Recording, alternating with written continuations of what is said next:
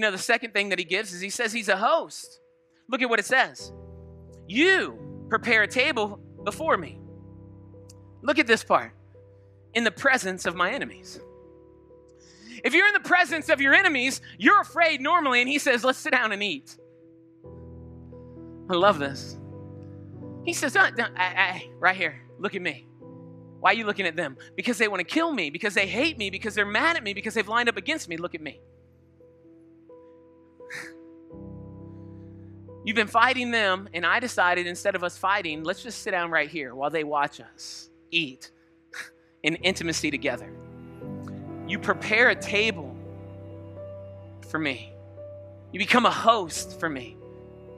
In the presence of my enemies. My enemies watch you care for me. How could he, isn't this what Jesus was asked? How could he eat with sinners?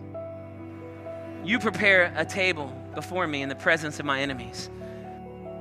Isn't it interesting when you look across the cultures of the world today, or of ancient times long past, that you see there are some fundamental characteristics of what it means to be human, to have humanity.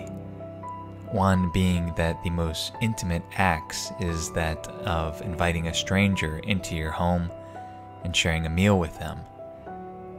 You know, some may say that humans were derived from billions of years of evolution, with us starting out as mere chemical compounds, then evolving into simple-celled organisms, and then somehow,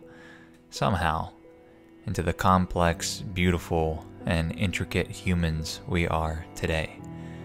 Or there's the alternative fact that as a Christian, you recognize that all humanity is the descendants of Adam and Eve, and because of that singular point of human creation, humans across all cultures and time seem to have these deep-rooted fundamentals of humanity and love, the love of the Father.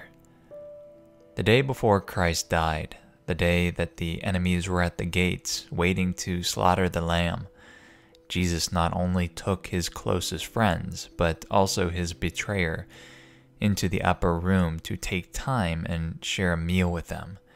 He said, "This is my body, which is for you. Do this in remembrance of me." And in the same way, he also took the cup, and after supper he said, "This is the cup of the new covenant in my blood. Do this as often as you drink it in remembrance of me." He, as our host, took the intimacy of the supper with his last breaths and said, "Do this and remember me." And so I find it so incredibly sad that in today's society, families are stripped away of this intimate moment. The fact that technology has uprooted the intimacy of the supper.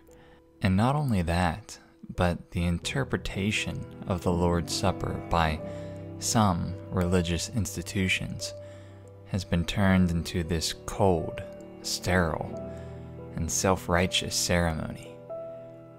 Do you see intimacy here? Or do you see intimacy here? Or how about here?